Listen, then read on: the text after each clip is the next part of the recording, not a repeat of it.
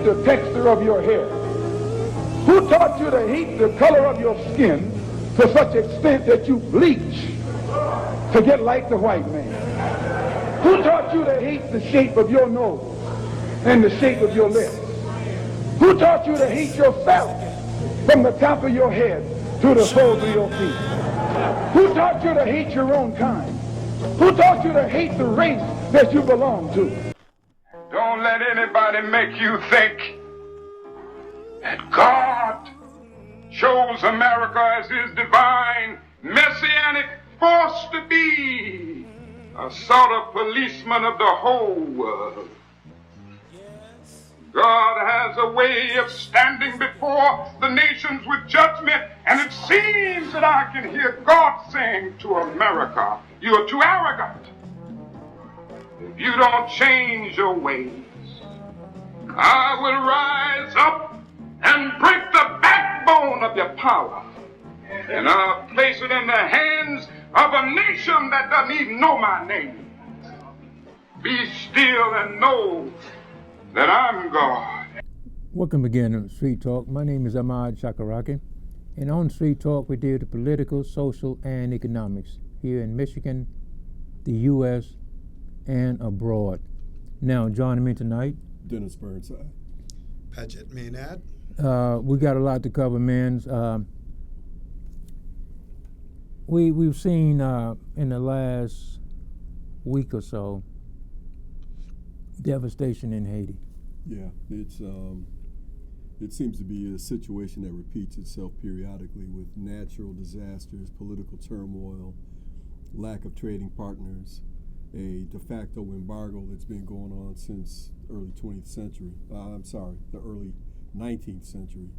The only revolution by enslaved people in world's history that resulted in an independent nation, and they've been punished for having the audacity to free themselves ever since.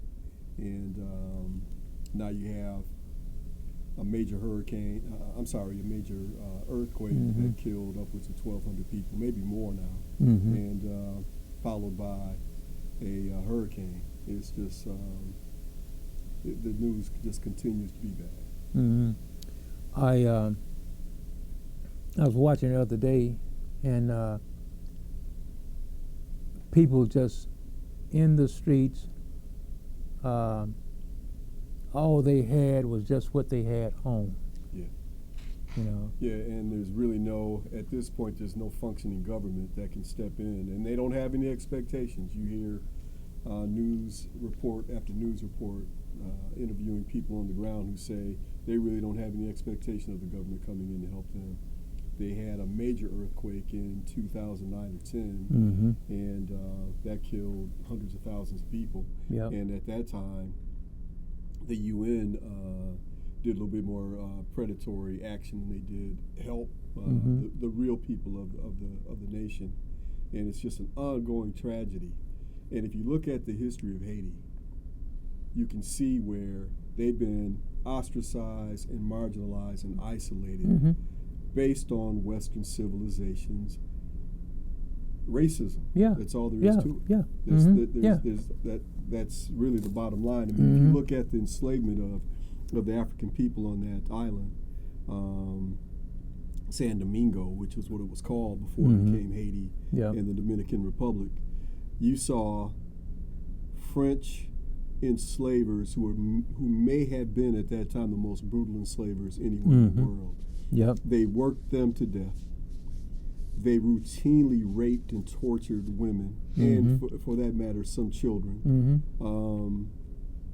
They had a business model where they calculated that it was easier just to bring in newly captured Africans and enslave them than treat the ones they had with a little humanity and give them proper nutrition, proper rest, and proper accommodations to keep a roof over their head. Rather than do that, they'd work them from sun up to sundown in that hot sun, raising sugarcane primarily, but other agricultural products. And it got to the point where you had so many Africans who had similar cultures where they came from, if not identical cultures, that spoke the same native language, who had the same type of training, who had the same type of knowledge, and they began to plan an insurrection. And one of the first pieces of evidence we have of this was a gentleman named Bookman, who was a carriage driver. He was so well respected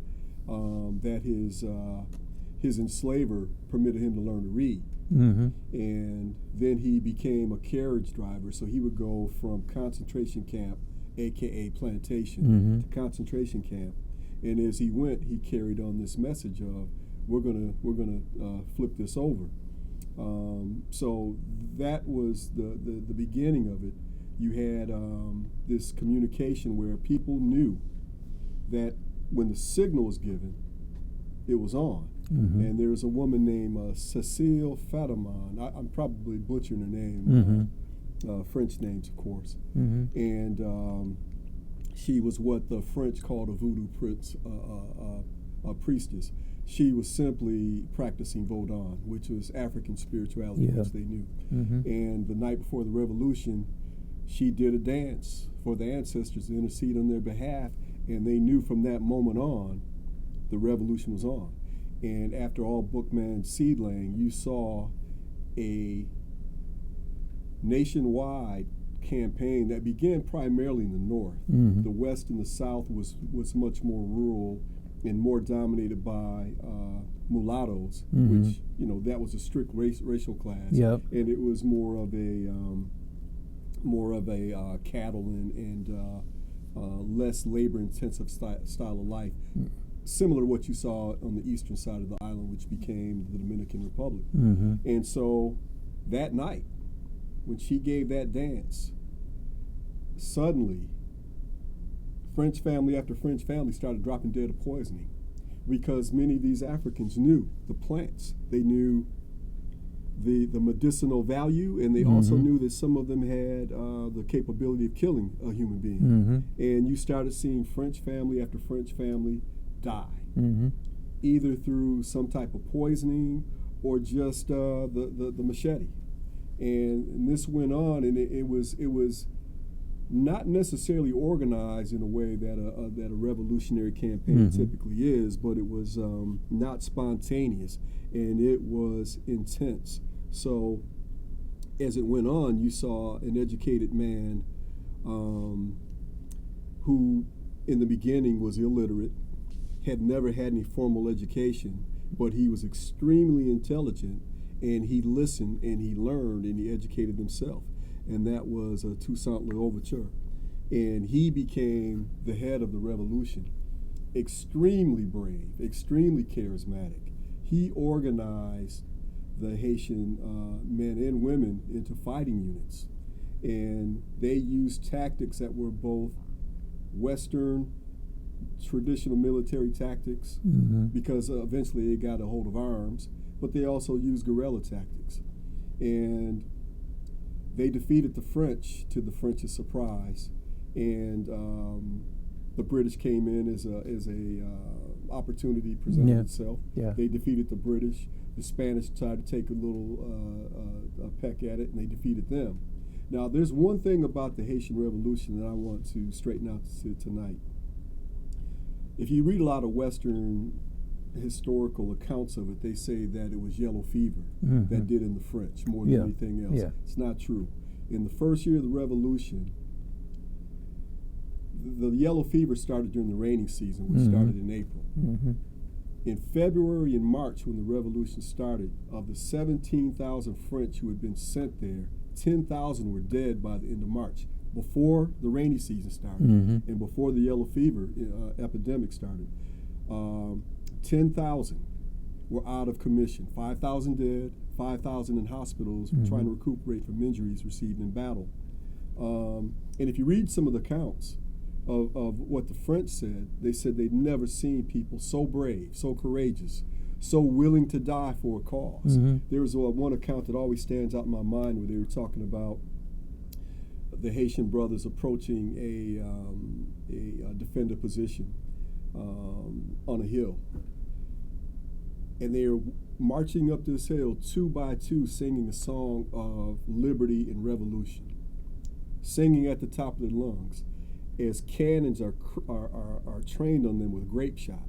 And if you don't know what grape shot is round balls about yay big that are shot out of a cannon and are designed to disperse. Yeah. Think of it as a super shotgun. Yeah. And it's going through this narrow line and, decapitating, taking off legs and arms, disemboweling people. Yeah. And they continued to march and they continued to sing and they continued up until they captured that position. Yeah. That's the kind of fighting spirit they had. And the reason why they had it is because they had been treated so brutally. They had been mistreated so badly that to them, death in pursuit of liberty was a pleasure. Yeah. It was something that they saw as an opportunity. So as the war went on, you finally got to near the end, and Toussaint, I don't want to take up too much time on this, but it's a real fascinating history. Toussaint, as the leader, wore uniform, dressed in Western style. His objective was to end enslavement. He did not want to separate from France. Right. He discouraged his people from unnecessarily slaughtering Europeans and also from talking about becoming an independent nation. He put to death his own nephew, a man named Moise, spelled M-O-I-S-E. I don't know how you pronounce it in French, which ironically is the name of the president who was just assassinated in July. Yeah. He had him put to death because he was not adhering to his direction. He was going out and killing French people on sight. They didn't kill the Germans.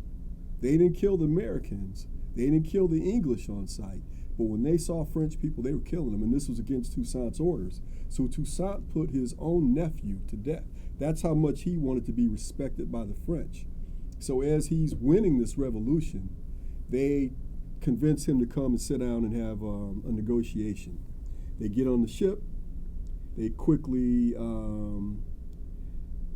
bound him and set sail for France. Once they reached France, Napoleon Bonaparte's orders were, we're not going to have a trial. We're not going to have this man seen anywhere where he can inspire resistance. Because again, the French Revolution had just ended in the late 1760s, early 1770s, a few years before the American Revolution. And they still had that revolutionary spirit in the air.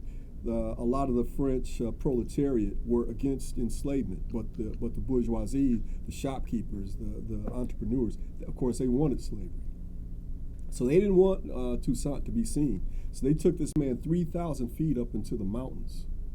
They put him in a cell, and they, under strict orders, they gave him less than enough food, enough calories for him to live, and just enough wood to just give him the impression that there was heat, but not enough to keep him warm. And eventually he starved and died of cold, this great man. Now, after that, Dessalines took over. And Dessalines had no ambition at all to be a Frenchman. He not only wanted to be free from enslavement, he wanted to start a separate nation. And they started talking independence then. And that's when the war really got hot. And you're talking about a race war. Napoleon sent his nephew, a man named Leclerc, and he brought another 20,000 men. Now yellow fever is riddling through the French ranks. But as that's happening, you're also seeing veteran, hardened, military tactic genius leadership under Dessalines, and they destroyed the French army. Destroyed it almost completely. There were out of 20,000, they only had a few hundred left, and that's how Haiti became an independent nation. What were the results? The United States turned their back on them. Yeah.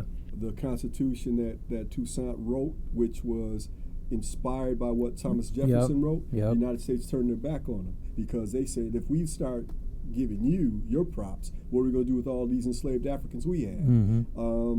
Britain wouldn't trade with them. France, of course, wouldn't trade with them.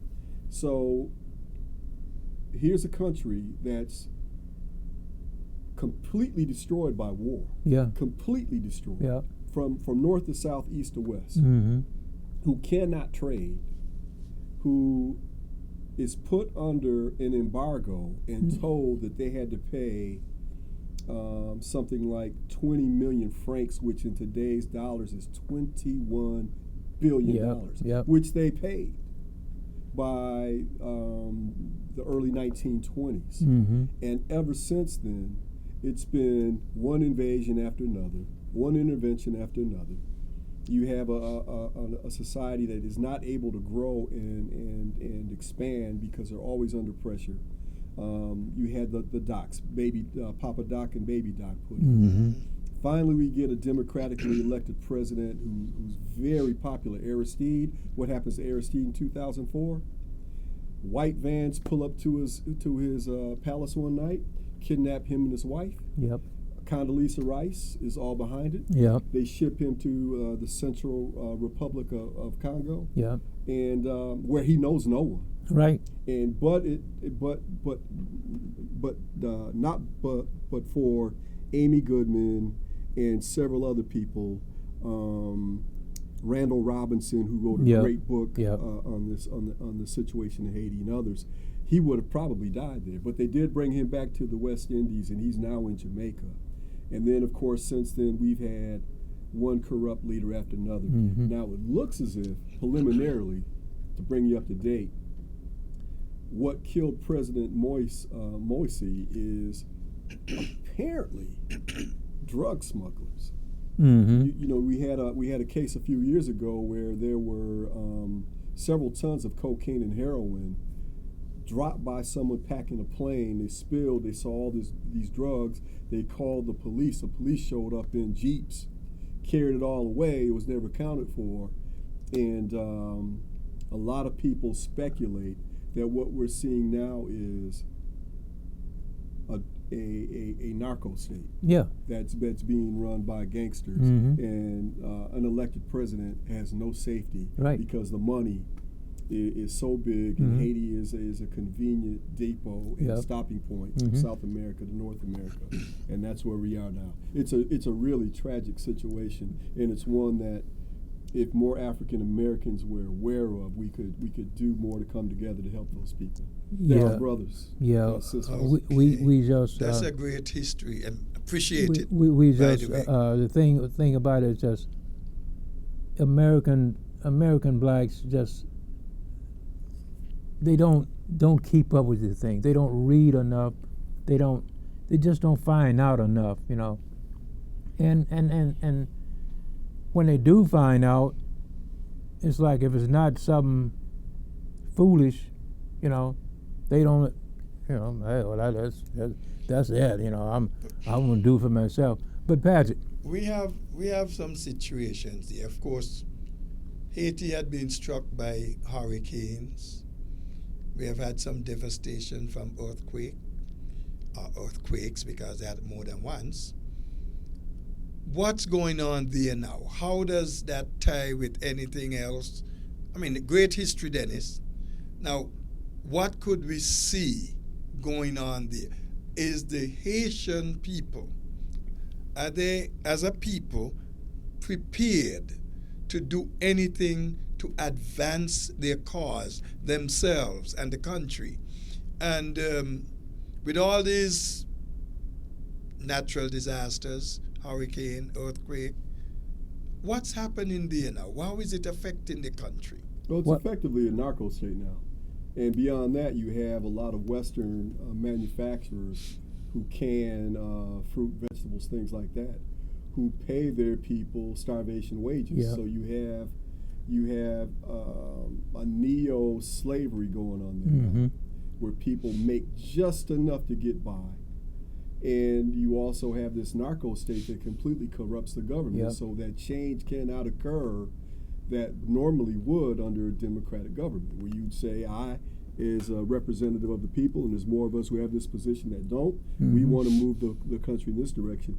It's impossible when you really don't have a legitimate government that can stand on its own 2 feet, because again, It's isolated. It's ostracized. It's told that you won't be able to do anything with Western civilization because 200 years ago you had the temerity to throw off the chains of enslavement. And see, that's one of the things that irritates me. You know, here's a country right down there, but all of these other countries, and let's go into Afghanistan. Let's finish off some more with Haiti. You know, because Haiti has some desperate needs right now. Right. Over 2,000 people died from this earthquake. Yes. They're still having heavy aftershocks. No. They don't have anything. Food, water, No. clothing, nothing. No. What can be done? What ought to be done? Who ought to step up to the plate to help these people? First of all, the U.S. The U.S. Why? Yeah. Why? Mm-hmm. Look what they're doing. Look what they're doing in Afghanistan. Okay. No. What Afghanistan shouldn't affect here. Why should the U.S. do something in Haiti? The United States has a doctrine that says everything in the Western Hemisphere, North, Central, South America, is within their interests. Okay. And they won't let anything happen that they don't have a say in. Ask Cesar Chavez in Venezuela. Ask the Brazilians. Ask the Colombians, which is another narco state. So if that is true, and what happens is in our interest, I think you could extrapolate that the misery and poverty that you see in Haiti is in the United States' interest. That's what they want to have happen.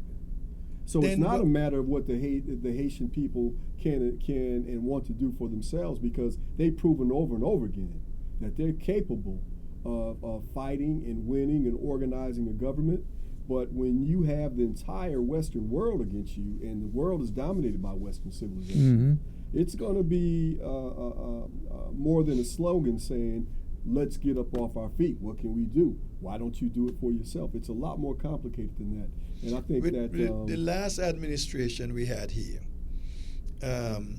we had Haitians, because of the devastation there, came here, but they were ordered out. They didn't embrace them. And I know where Ahmad would love to jump right now. But before you jump up there, Ahmad, is there anything specific? Now, let's be tangible. Okay. America should assist. What should America be doing for them? What can we as natural citizens, whether nationalized or by birth, citizens of this country, what could we as individuals or groups do to help these people? I don't agree that it's the United States' responsibility, because A, you can't trust the United States to do the right thing, and B, the United States has its own problems. I think it's the UN. I think it's the World Health Organization. I think it's the World Court that needs to step up. Yep. And they did to a certain extent after the earthquake, and they did to a certain extent after the kidnapping of Aristide. But again, when you are dealing with a narco state, when you're dealing with the neo-enslavement state, the rules are different. And the people who could make the difference don't have an interest to make the difference, because the way things are now is profitable. Okay. They don't have clothing. They don't have food. No. Could we, like through the Red Cross or some other organization that can help, donate things for this cause so that they can have them? That's done. UN, Red Cross, you name a philanthropic organization, they're there. And it's drops in the bucket. I hate to repeat myself, but as long as it's a narco state, as long as it's being controlled by the West, they're going to have this misery. We got about 3.5 minutes on this. Well, Afghanistan is similar. If we're going to talk about it, is that our next? We could devote a whole session to well, that. Let's finish Haiti. Okay. So, now you said things are being done right now. Okay. No, I didn't say that. I said that the remedies that you just mentioned, they're being done, but that's not the fix. You had a young man from the group the Fugees. I forget his name now. He started out as a hip hop artist who is from Haiti, and he tried to run for president, and he ran as a man of the people, as someone who really loved the people and wanted to do better. Well, he started getting death threats and was almost assassinated. He's not there anymore. Okay. You saw the Clinton Foundation give hundreds of millions, if not billions of dollars to the Haitians. It never got to the ground. No. It looks as if that money was siphoned off and stolen. By who? Well, this guy says it was this guy. This guy says it was the Clintons. We don't know. So there is no real patent answer. There is no quick and easy answer that says if we did this, it would all change. It's going to take Western civilization to finally look at the Haitian people through the lens of humanity and say that we have done these people wrong and we need to try to remedy this situation. That's what it's going to take. And that type of remedy looks more like a pie in the sky type wish than in reality. Okay, then. Because again, they're profiting from the poverty. Yeah. They're profiting from the misery. They're profiting from the destitution, just like they did during the enslavement period. Yeah. My question here then, Dennis, what should the French be doing now? Should they step up to the plate and help them, considering how much they had already extracted from these people? Paying reparations. Yeah. They extracted $21 billion from a brand new poor nation that's building itself up. After World War II, Germany was utterly destroyed. Yep. Russia was utterly destroyed. Much of Italy was utterly destroyed. Yep. Huge Japan. portions of Japan. Japan was utterly destroyed. Huge portions of Britain was utterly destroyed. France. So what do we have? We had a movement to rebuild those countries, and we brought in everything that they needed to rebuild their factories, to rebuild their economy, to put food on the table. As in? We could do that. The Western nations. Yeah. Okay. The Western nations came together after World War II and said, okay, the war's over. We're going to let bygones be bygones. We're going to rebuild these economies. And of course, that's when the Cold War started, because Russia had its own interests, and the United States had their own, and everything was divided along that axis and divided Germany into West and East, et cetera, et cetera. But that's not the point. The point is, we had the wherewithal to rebuild those countries. We could put the same focus on Haiti. What's the difference? Haiti was destroyed by a war.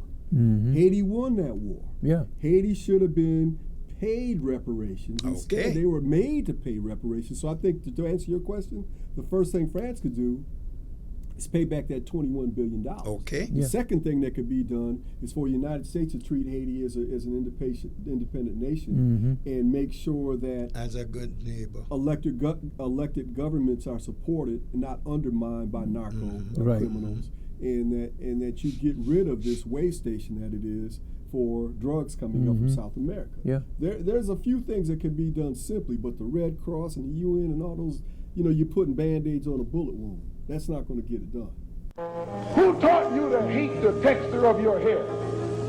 Who taught you to hate the color of your skin to such extent that you bleach to get like the white man? Who taught you to hate the shape of your nose and the shape of your lips? Who taught you to hate yourself from the top of your head to the soles of your feet? Who taught you to hate your own kind? Who taught you to hate the race that you belong to? Don't let anybody make you think that God chose America as his divine messianic force to be a sort of policeman of the whole world.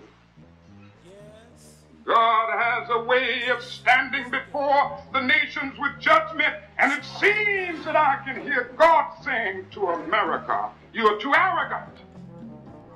If you don't change your ways, I will rise up and break the backbone of your power, and I'll place it in the hands of a nation that doesn't even know my name. Be still and know that I'm God.